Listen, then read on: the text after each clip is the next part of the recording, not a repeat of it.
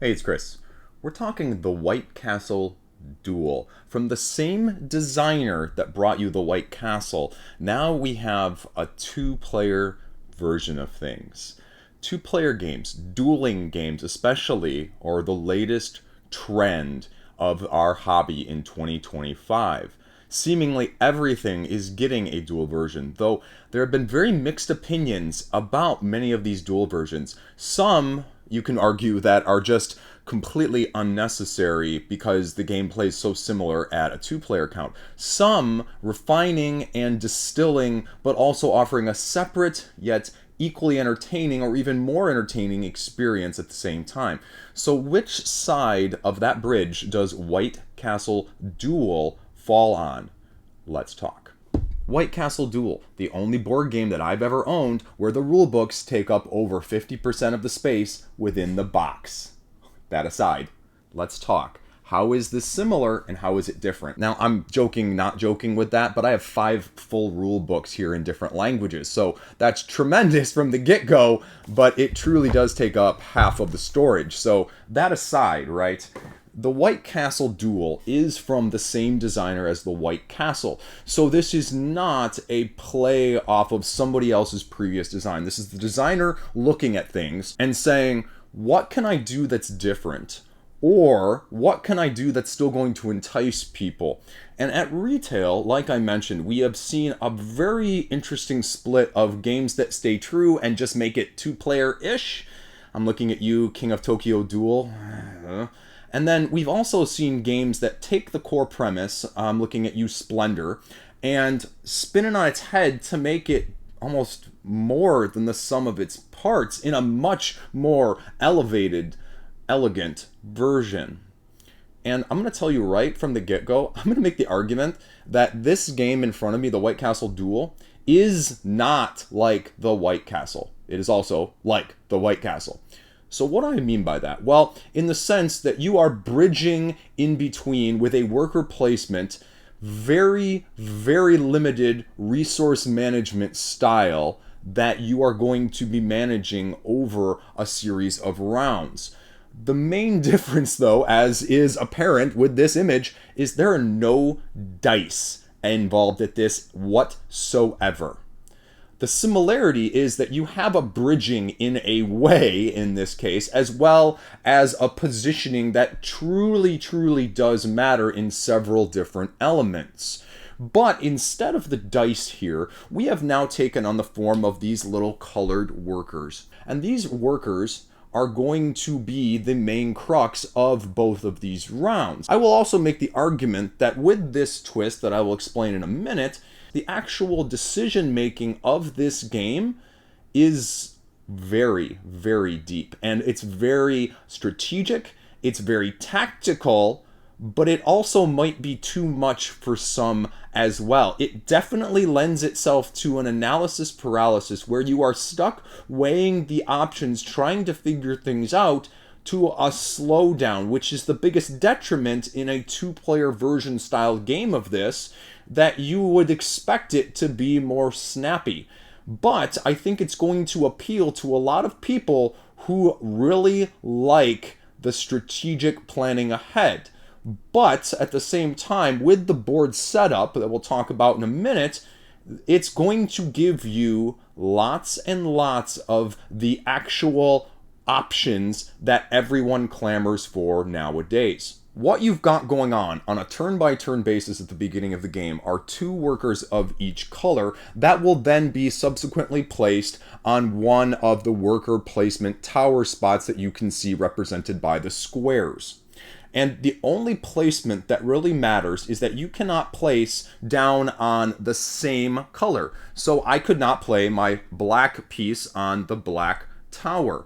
But once somebody else has laid an additional color down and it is no longer the previous, the stacking rules kind of change because you are limited still to the 3 different colors to be stacked on that area. But again, you cannot place the previous is a better way of stating it. So the previous in this case as the starting spot is black, but once the white one is down there, I could subsequently play the black and then the orange. And now why that's going to matter is because each player has 2 of each color. So you could subsequently play in the same position on this board multiple times in a row. And the positioning of the bridging that I alluded to, this is what you're going to be dealing with, because in this worker placement spot, for example, you can see that it has 2 actions available to it. There is always 1 action on the left and 1 action on the right. In this case, you take the bridge action, which is just over here that we will talk about in a second. But then the other option is to buy the card for the cost in the upper left-hand corner. The immediate effect down here that you can see gets me 2 of the well action, but then the 3 symbols over here, which again add another layer and element of the endgame scoring, because none of these so far are going to actually give you points. Fans are what you're going for in terms of points. But what happens though alongside of placing your worker is that you have a tableau, and each player will receive one of these starting cards at the beginning that will tell you exactly how much starting resource you get, but then also will correspond to one of the worker placement color additions. And subsequently you have a deck of cards that you will be able to buy from to acquire to upgrade your worker placement income bonuses as you're going along here in all 3 colors. And so you will then be able to gather more resources when you are placing. This is the other aspect. It also matters in the second phase of things when you are taking your token off. Well, we'll talk about that in another minute, because that adds a different layer of complexity to this game as a whole. So you are managing your resources along these lines in the form of your rice, your iron, and your shells. And so each of these already starts off with one of these symbols, and you keep track in the middle. Now, the other elements that you're going to be keeping track of are the symbols that I mentioned on the forms of these cards, because each of these forms of the cards will offer 3 different types of symbols that you will be having to set, collect, and score in various ways. And this is where more of the Euro management comes in, because these symbols right now, they only tell you what is on the other side. Again, as we went over the card, the cost, and then the reward. But one of the other actions on the board, illustrated by this ×2, means that you eventually need to, in order to score this, flip it over to its other side. So right now these are great for the rewards, but they are not great for the endgame scoring. Only when these are flipped over will you get the use of these symbols in the combinatorial endgame scoring points conditions. And all 3 of these score in slightly different ways, which again correlate to the other worker placement spots on the board. As you can see, there are actually 4 other spots on the board that I just alluded to that you will be taking care of. They are at both ends of the board here. The tiles that I have flipped over here will represent one of these spaces that is going to be variable in each and every game. In order to play a spot, you need to have this action, and then you can lay either down here for 2 iron or for 5. Similarly, the rice for 2, the upgraded for 5. Then down here, the third resource, 2 shells, 5 shells. And we'll talk about how your worker is going to be climbing the castle in order to score in a different variable manner in addition. And then the last is the ship down here, which again is a trade-in resource or special endgame tiles that are also going to give you more of the symbols that we talked about in terms of availability. Now, I've actually laid out the example tiles so you can see. When you place your clan marker down, you get the choice of each of these columns, each of which give you a different immediate reward, but will supply you with an additional symbol that I showed you before. Then subsequently on the higher side, you will have the additional spaces available in the same manner with higher rewards and more symbols. The important thing to note here is that all of these tiles, both these tiles that are replaceable, there are several of these in each and every game that you only use 1 set of each time, but also the reward tiles right here are actually double-sided. So if I flip this over, it's actually the spot that goes there and subsequently goes there. And so the variability is present across the board in all of these worker placement spots. The last area we'll talk about is the climbing of the castle. The worker Your meeple here is going to be climbing, when you spend shells, these sides of the castle in order to try and reach the top. Because again, this gives you a variable amount of scoring with these symbols. And as you can see, if you reach the top of the first area, all of your flag symbols get ×1 point. If you reach the top of the second, they're all worth 2 points. And if you reach the final spot, they're worth 3. And so as you climb these spots, you gather the reward that's present. However, if you do not land on the spot, if you move up 2 spaces from this one, you would miss the first reward and you get the second. And so that's an important thing to note. Similarly, I did not talk about it, but on the other side, you can see that these also give variable scoring conditions here for both the samurai swords as well as the armor. But they're only 1 point per token that is down here. So if I have 2 of these tokens down there, they would each score me 2 points. However, if I had one at the higher level here, each of these are worth 2 of the armor. So now my armor total, if this was my end game, would be worth 4 points, and my swords would be each worth 2 points. But again, that matters because you have to have the cards flipped over to this side. If they're still on the reward side because you chose not to take the flipping action,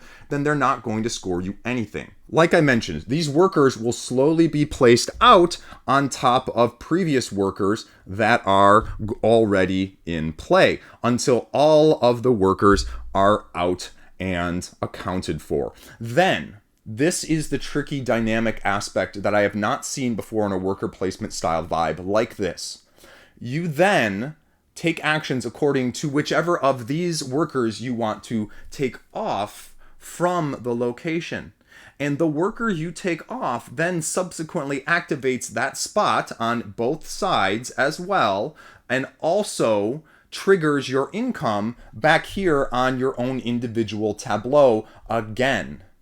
And so it becomes a game of which one of these is going to be the most promising in terms of reactivation in a reverse direction, which is something we're not quite accustomed with, at least from my aspect of worker placements. Unlike the first round phase of the game, where you start with 2 of each color, you can actually take whatever color you want. There are no limitations, so you can end up with 4 of a color on your own personal board at the end if that is how they are selected from these tiles, but you do always have to take the top one that is present. Now, the last element, which is arguably probably the most divisive element of this game, because it might be a mechanic that you really enjoy in terms of modification and mitigation, but I can also see people not enjoying it because it takes out some of the pure Euro optimization plan ahead style.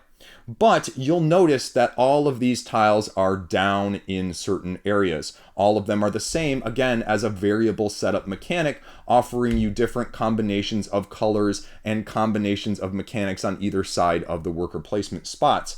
However, you also end up with these nice little purple tiles, which, as illustrated on the tile, you might guess, allows you to swap the worker placement spots, 2 of them to your choosing, to change the dynamics of those spots in the first place, especially if you find later in the game that those 2 spots in combination are not quite the formula that you need in order to gather the resources to spend, to buy, to flip, to place in this strategic optimization manner. Now, there are elements we haven't touched on, like the well in the upper corner here, which gives you the ability to gather one of the 5 basic resources, those change tokens I mentioned, or even a victory point, as well as a first player, second player optimization, meaning that whoever goes first in the first round is going to go second in the second round in order to balance things out. The other element we haven't touched on is iconography like this, which allows you to choose the income of one of your various colors of your lanterns that's available to you. Then we also did not talk about this iconography, which again just takes a spin on what you've already seen.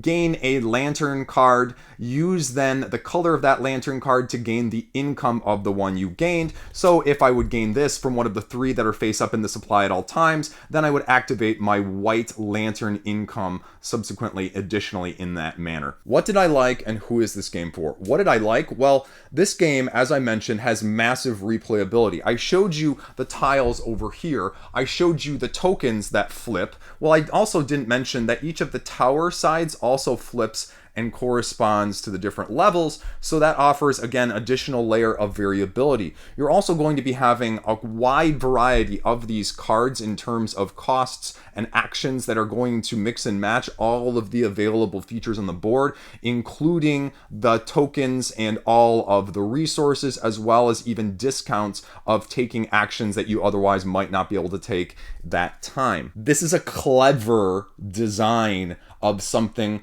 familiar. It gives the White Castle vibe without similarly copying and utilizing the same mechanics, which then answers the question of, if I have the White Castle, if I like the White Castle, is this worth getting? I would say these are, although name in conjunction, separate properties and separate situations at a 2-player count from a mechanistic standpoint. I will make the argument, though, with all of these layers of nuance, with the variable taking actions based on worker placement spots, but then also taking actions and activation of your income based off of the taking off of spots, there is a lot of potential options on every single turn. It gets a little bit more limited, obviously, at the ends of the rounds, as you have less of the workers to place, and the towers have already been established in where you can place them. And also on the subsequent second phase of things, when you're pulling workers off and there's only 2 or 3 workers left, obviously your choices are less, but they are no less meaningful in terms of the actual, this is going to have ramifications every single time you are doing it. And so from a pure thought side of things, this game punches way above its weight and its player count. Surprisingly so. I was not expecting it to be this thought-provoking in terms of the optimization, because also you will clearly not be able to do all of what you want. So if that is your concern, that resources are going to be flowing like nectar and you're going to just have plethora of options on every single, well, you will have the options, but you will not have the options in terms of the available resources. And that's where it strikes home with more of the traditional Euro style of making you really plan ahead, because otherwise you're going to be resource deficient and therefore your plans will not succeed. The variability is by far and away then the biggest selling point of this. This game is just screaming replayability and variability in a small box with all of these multi-use tokens and the switching around of positions of everything from the worker placement colors to the actual mechanics that you're going to be utilizing to the tokens of the rewards in the first place and the dynamics of what reward is going to go along with what resource being spent. There is mitigation in the form of the changing of this location, but that's also going to be something that people won't like, because it's going to allow you to disrupt other people's plans in that way if you're changing a token spot that someone else is really trying to make full use of in that manner. The other side of things is that you are not going to have as much income as you would like. You are activating the income very frequently, but the amount of cards that is available to the side of your income phase is very limited. And that was both the most surprising as well as potential. I wasn't expecting that factor, because although you have a wide number of these cards that are available to you, this is by far and away the most limited resource in the game in terms of making the resource scarcity present that I previously mentioned.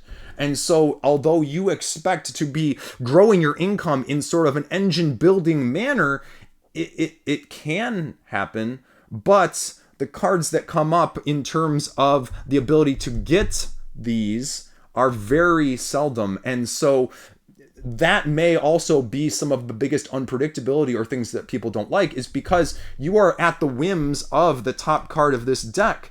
And if this one is not what you need in any way, then you can't really cycle that. There is no mitigation in that aspect. So all in all, what are my final thoughts at this point? Again, I think that this stands separate.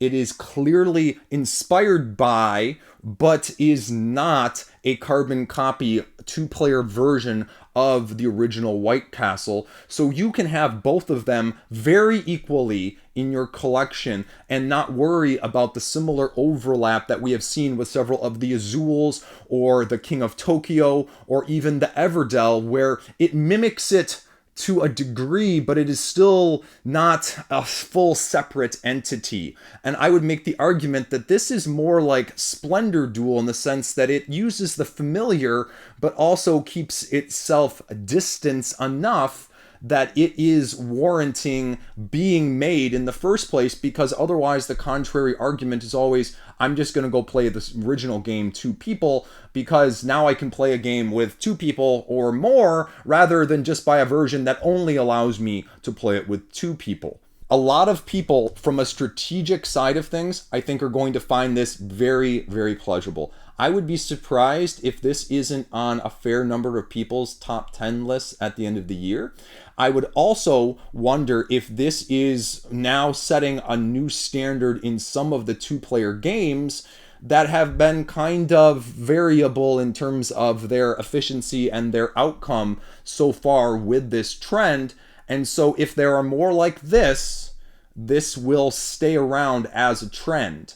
And this is why it's a good game. But it is very, very thinky. You can play it very loose, like I often do, but to option optimize, you can spend more time on each individual action and causing the slowdown that is almost an antithesis of what you want a two-player game to be, almost to a negative or a fault with the variability and the so many options available, especially in early phase states. So there you go. That is my first impressions and review of White Castle Duel. Thanks for watching. If you like this, thumb it, subscribe, and well, let me know in the comments, questions, or concerns down below. And if you think this is going to be a good fit for you. Thanks for watching. Stay classy. Peace out.